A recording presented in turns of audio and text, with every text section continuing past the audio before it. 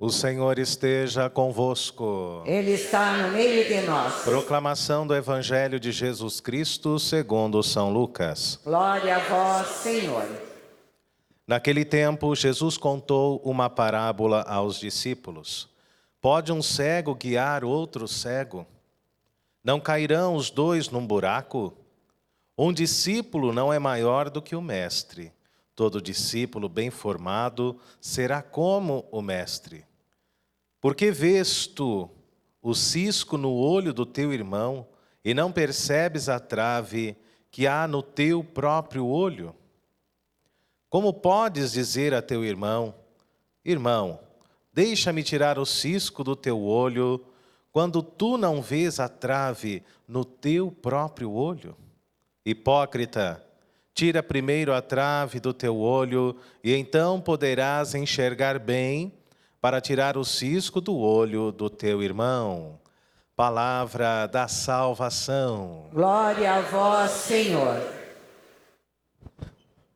Que as palavras do Santo Evangelho perdoem os nossos pecados. Hoje celebramos a memória de São João Crisóstomo, bispo e doutor da Igreja. Dia 13 de setembro, nos alegramos por esta liturgia, queridos irmãos, queridas irmãs. Podemos dizer que hoje estamos encerrando praticamente este retiro que nós começamos na quarta-feira, bem cedinho. Lá nós meditamos no capítulo 6 do Evangelho de Lucas, o chamado Sermão da Planície. Desde quarta-feira, Jesus tem falado ao nosso coração.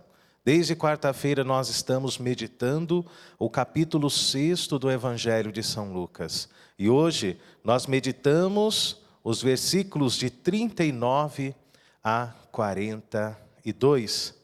E o que o Senhor nos diz? Pode um cego guiar outro cego? O que você acha? Sim ou não? Não? O que vai acontecer com os dois? Ambos cairão num buraco. E o que a gente mais vê hoje em dia é cego tentando guiar cego. Falamos espiritualmente, não é? Por isso hoje a palavra de Deus é um alerta, queridos irmãos e irmãs, para a nossa própria vida, para a nossa caminhada de fé, para o nosso próprio coração. Esta liturgia nos convida a olharmos para dentro de nós, avaliarmos a nossa caminhada, avaliarmos o grau da nossa santidade, ou pelo menos da busca dela. Deus sabe que nós somos humanos. Deus sabe que nós somos pecadores e nós também sabemos disso. Mas é preciso que haja dentro do nosso coração, da nossa vida, um desejo de santidade, um desejo de conversão, um desejo de ser melhor hoje do que nós fomos ontem. Isso nós podemos, não é? Nós não podemos dizer: Senhor, a partir de hoje eu não pecarei mais nenhuma vez, porque a nossa essência é humana, a nossa essência é pecadora por causa, nós muito bem sabemos da história da nossa criação. Nós muito bem sabemos do pecado de Adão, do pecado de Eva, e mesmo após a libertação nós ainda caminhamos neste mundo. Somos humanos, somos pecadores. Mas que haja dentro do nosso coração, da nossa vida, este desejo de crescermos numa ascese espiritual cada vez mais santa. Que haja dentro da nossa vida este desejo de conversão, mesmo diante das nossas quedas. Que possamos sempre nos levantar com o mesmo ânimo, com a mesma coragem, para buscarmos um novo passo rumo ao céu, rumo a esta santidade. Por isso, hoje, o Senhor nos convida a olharmos para dentro do nosso coração e a tirarmos, na verdade, a trave dos nossos próprios olhos, ao invés de apontarmos o dedo e acusarmos os nossos irmãos diante dos seus próprios pecados, diante das suas limitações. Que possamos primeiramente, amados, retirar da nossa vida tudo aquilo que nos escraviza. tudo aquilo que nos afasta da presença de Deus, tudo aquilo que aos poucos vai matando a presença de Deus dentro da nossa caminhada, dentro do nosso próprio coração. Deus quer que nos ajudemos, é verdade, mas é preciso que antes nós olhemos para dentro de nós. Como podes dizer ao teu irmão, deixa-me tirar o cisco do teu olho, quando tu não vês a trave no teu próprio olho? E Jesus usa uma palavra dura, pesada, e ele diz assim: hipócritas, hipócritas, é preciso viver a verdade. Em vez de ficar acusando os outros, é preciso estar no caminho de Jesus, ao invés de criticar aquele que muitas vezes, diante da sua humanidade e fraqueza, caiu por um instante. Deus é amor, Deus é compaixão, Deus é misericórdia. E é justamente isso que Paulo nos fala quando escreve a Timóteo, na primeira leitura. Ele relata, ele dá um testemunho da sua própria vida, do seu próprio chamado, da sua missão. E ele diz: agradeço àquele que me deu força, Cristo Jesus, pela confiança que teve em mim, ao designar-me para o seu serviço. Paulo, antes da conversão, era um perseguidor dos cristãos. Era um homem que matava os cristãos. E mesmo assim, vejam só, irmãos e irmãs, o tamanho da misericórdia de Deus na vida do apóstolo Paulo, que hoje é uma das grandes colunas da nossa igreja.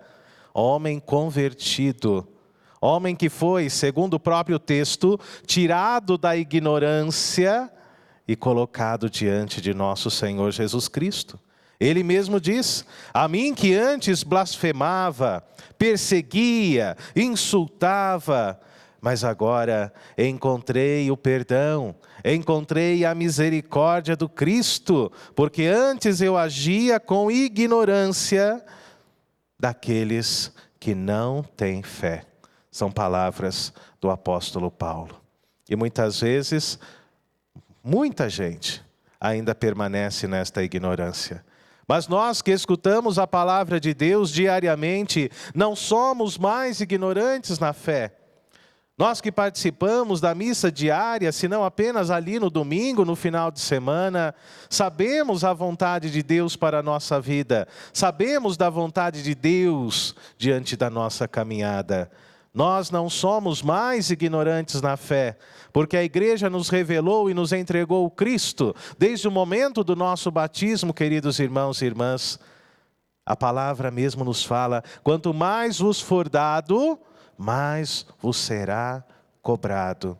E é esta palavra que hoje bate à nossa porta, é esta palavra que hoje toca ao nosso coração, que possamos olhar para dentro da nossa vida e buscar uma vida de maior santidade, de maior conversão, e assim ajudar os irmãos que caminham nas suas misérias e nas suas dores. Deus é o único juiz.